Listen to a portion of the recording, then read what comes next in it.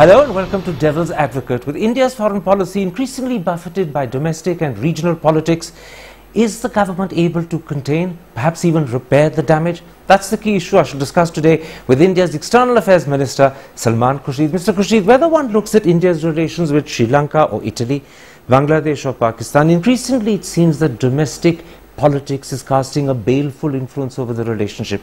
Are you as External Affairs Minister concerned about this? Well, this is my job, isn't it? We have to make sure that in a democracy, particularly when you have a pluralistic democracy and people in a federal situation pulling in different directions, you've got to factor that in and then ensure, despite that you have an overall consensus.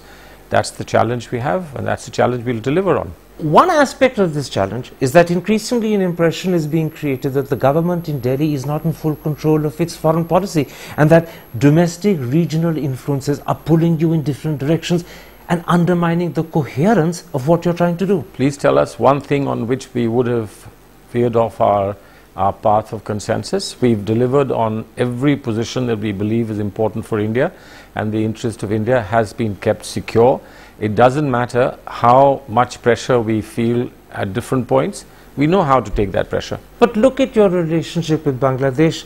Politics in Calcutta and Mamata Banerjee's objections often derail things like the Teesta water sharing agreement. Look at your relationship with Sri Lanka. Resolutions or positions adopted by the Tamil parties in Chennai affect that relationship. It looks increasingly as if when it comes to foreign policy, the tail is wagging the dog.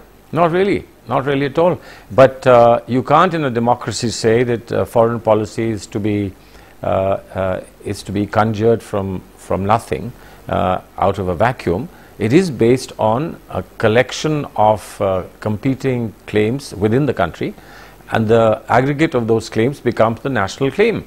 And therefore, to think that somebody is asking for something particular which may seem like a departure from a national consensus is part of democracy. Except that when Mamata Banerjee has a veto over the Teesta water sharing agreement and whether it's signed or not, when Chennai politics has a veto over whether cricket teams can come and play in Chennai, or whether the government is forced into agreeing to resolutions against a particular country, or whether you have to take a particular position against Sri Lanka, it looks to people as if India's foreign policy is not determined by principle but by short-term political expediency. What is the end result? Don't go by what happens and what is demanded. It is the end result that matters, and there are no vetoes. But I think it's important that we take everybody on board.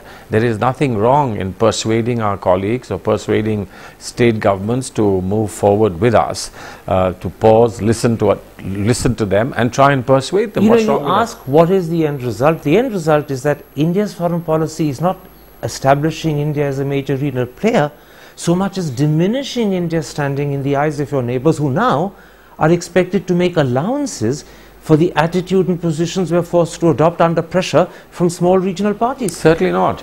Certainly not. I think all our partners know that they have, just as we have, that they have pulls and pushes in their own democracies, and that we have to find ultimately a resolution both domestically and internationally. And I think the positions that we have taken for decades on end are positions that we maintain. If anything, India's position has been applauded and appreciated repeatedly. Let's test that confidence with specific reference to India's present relationship with Sri Lanka. How do you, as External Affairs Minister, respond to the resolution passed by the Tamil Nadu Assembly asking the New Delhi government not to consider Sri Lanka as a friendly country, to impose economic sanctions, and more importantly, to push at the United Nations for a resolution that would call for a referendum on Edom? See, I take it on board that there are very strong feelings in Tamil Nadu, and not just of other parties, but our own party members have very strong feelings. And we've taken those feelings on board, and these feelings are not entirely out of sync with what many other people in the world think. At the same time, we do believe that ultimately the negotiation that we've done with Sri Lanka, the dialogue that we have with Sri Lanka, and the effort that we've made for rehabilitation in Sri Lanka is equally important. But you say you've taken that Tamil Nadu Assembly resolution on board, and you say it's in sync with the feelings that many people have even within your own party. Not all of it, but a lot of it. That's what I want to ask. Are you, for instance, considering declaring the country unfriendly? No. Are you considering economic sanctions? No. Would you consider at the UN passing a resolution or encouraging people to pass a resolution to call for a referendum on Elam? No. So in other words, those three critical aspects of the Tamil Nadu resolution you've rejected. Long ago. I mean, there's no question of accepting them. And that's not the only state that has a stake in this. What about the other states? There are many other assemblies. The rest of India is not supporting this. If all of India was to support it, it would be another matter. But if one state supports something, we are sensitive to their concerns, but we don't necessarily have to accept everything they say. You've given me categoric answers. But do you have the support of the entire cabinet in the position you've taken? For instance, would Mr. Chidambaram, who has a sizable constituency in Tamil Nadu and expressed different views when it came to the Geneva resolution, express a different view on these? But I don't think Mr. Chidambaram has taken a different view from anybody else in government on these, but Mr. Chidambaram has very strong feelings about how quickly and how effectively we can persuade Sri Lanka to proceed with the objectives that are very clear, which Sri Lanka has promised to India and which India is committed to. But does Mr. Chidambaram support you and the rest of the government when you say that you will not declare Sri Lanka unfriendly, that you will not impose economic sanctions, you won't press for any resolution in the UN on a referendum on Elam? Has he said anything to the contrary? He hasn't, so why should we go into hypotheticals? All right. To what extent are you as a government concerned by the fact that increasingly India's ability to efficiently hold major international sporting events is compromised, if not vitiated, by domestic politics? And I'm not just referring to the IPL. I'm talking about major athletics meets, I'm talking about hockey championships. Well, you know, atmospherics and security concerns are all often built into decisions about sports events or cultural events. But that's nothing to do with foreign policy. This is not something that would change our foreign policy position or profile. But certainly, it's a matter that the government would be concerned about, or a state government would be concerned about. But ultimately, it's a matter of safety and security of the citizens. It's not directly connected with foreign policy, but it has a very sizable impact on how India is perceived internationally and on its image and standing. And today, you have this peculiar situation where the Shiv Sena won't allow Pakistani cricketers to play in Mumbai, where now the AIA-DMK and possibly the DMK won't allow Sri Lankan staff or cricketers to play in Chennai. Suddenly India looks as if it's a country that's not just inhospitable to its own immediate neighbors, even after it's invited them over, but as if it's a banana republic. Not at all. We are a vast country, and there is always a playground available somewhere else and a performing stage available somewhere else. Absolutely. When the women's team came from Pakistan, they had to play in Cuttack, not in Mumbai, as if Cuttack is not part of India and Mumbai for some reason has a right to veto it. No, it's not a question of veto. There obviously are many things that are factored in, including the security and safety of the players themselves, and also the impact on peace in the area and in the city. And then a decision is taken locally. It's not a decision taken by government of India. It's a decision taken locally by local government, and they decide what is the best in their interest and the interest of their citizens. Let me put it like this. Are you concerned that the resolutions passed by the Tamil Nadu Assembly, that the decision taken by the Chief Minister not to permit Sri Lankan players and Sri Lankan staff to compete in IPL matches held in Chennai, has cast not just a baleful influence over India's relationship with Sri Lanka, but diminished India's standing in the eyes of the region? Well, I think our standing and our relationship with Sri Lanka, as indeed with any other country in the region, is far more robust than to be hurt by passing. The Sri Lankan High Commissioner has gone on record to say that he's upset with the decision that his players and his staff can't go to Chennai. I'm sure he's disappointed, and I think anybody would be disappointed not to be playing in Chepauk Stadium. I would be if I was prevented from playing there. But I think these are things that we take in our stride. These things are caused by passing passions, and I think that they should be allowed to settle down. There's no point being provoked and adding to. Is there a lasting impact or even a short-term impact on the relationship with Sri Lanka as a result of this? That's not my assessment, and I hope that my assessment is not wrong. Are you worried that as the AIA, DMK and the DMK compete with each other to up the ante, you could see Tamil sentiments spiraling out of control? Well, hopefully not out of control, but certainly it's a matter, as I said to you, that we have to factor into our decision making. We have to let things calm down. There are some serious concerns, and there are concerns, part of which are reflected also in concerns of our colleagues. You mentioned some of our colleagues, and I think we owe it to them that those concerns be factored in and those concerns be addressed. Now, the next big flashpoint on the relationship with Sri Lanka will be whether India participates in CHOGM, which is to be held in Colombo this year. You're under great pressure from the Tamil parties that you must not go. More importantly, you're under pressure to ensure that the Commonwealth doesn't even hold the CHOGM meeting in Colombo. How are you going to handle that? Well, there are different opinions within CHOGM. There are a lot of people who feel that because it was a decision of the heads of government, we should stay by that decision. There is certainly a move by Canada which is to the contrary. So I think it's not for me at this point to speculate about what the decision would be. I'm not asking you to speculate what the decision taken by the Commonwealth as a whole will be.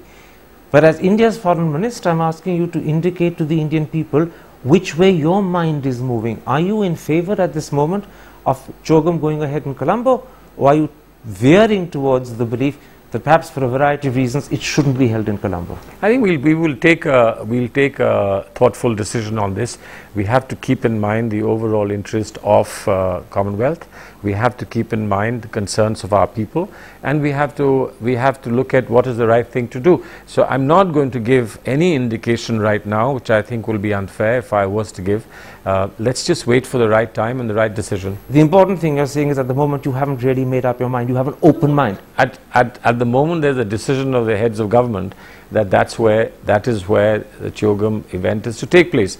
But because you're asking me this question, I am saying that I'm not in a position today to respond to this question, because it has to be something that will be decided in due course of time. I understand. So at the moment, as things stand today, the decision to go ahead with CHOGM in Colombo is one that the Indian government endorses.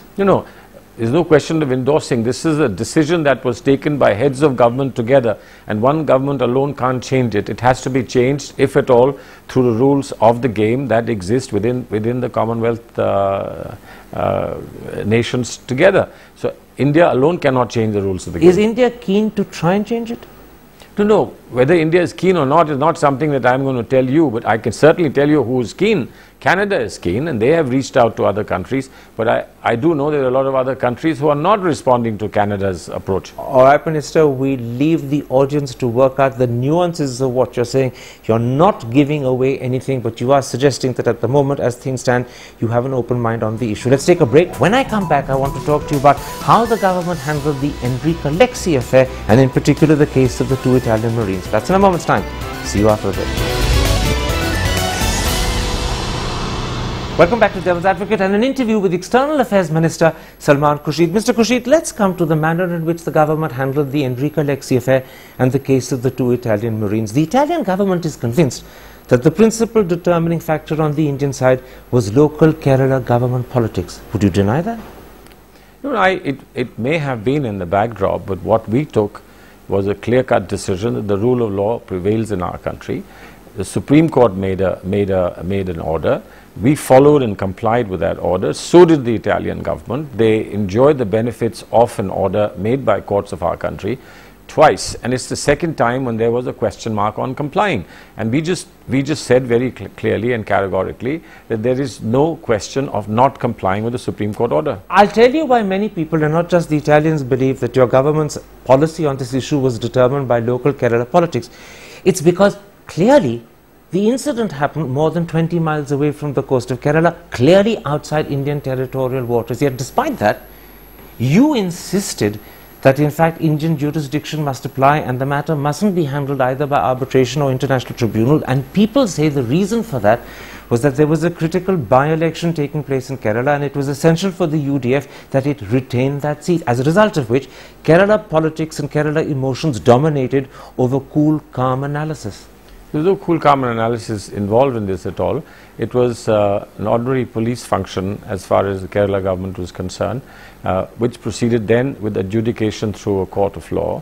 And the courts took a position. The Supreme Court finally overturned that position and said that the trial must take place under the jurisdiction of the central government. So where do we come in? It's a court that's taking clearly under the Indian system a final view of what should happen. Now, last week on this very program, Stefan de Mistura, the Italian Deputy Minister, said that the Enrico Lexi had been lured by a ruse or by deception into Indian waters.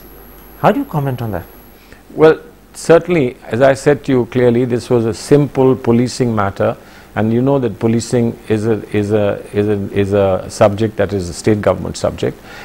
Whatever may have happened, ultimately it was placed before a court of law, and not only an ordinary court of law, but it went all the way to the Supreme Court. The interesting thing is you haven't denied the Italian claim that their ship was lured by a ruse into Indian waters. This was not even said before the Supreme Court, either by the Italian side or by Kerala government. Did the Italians ever mention this to you, government to government? Not to my knowledge. Not to your knowledge. So the first you heard of it was when Stefan de Mistura told me this last week. I would imagine so. Now, this matter is going to go in front of a special court which is being set up very shortly. If that special court were to decide that in fact jurisdiction doesn't lie with India, would your government accept it or would you appeal against it? Do we have a choice but to accept what the courts of the country decide? But the procedure that prevails in our country is that from a court you have an appeal.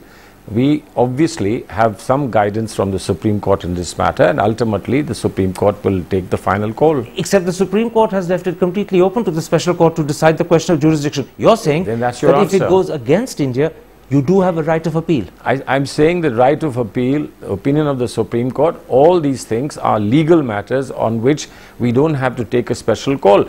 Law will prevail in the normal course. So let's just wait for what the law does. Now, if the special court were to decide that India does have jurisdiction, if it hears the case and finds the Marines guilty and sentences them, will they serve out their sentence in India or will you permit them to serve out that sentence back home in Italy? You know, there's a treaty between Italy and ourselves, and that treaty has its own implications. I don't need to spell that out to anyone. That treaty does permit them to serve their sentence in Italy.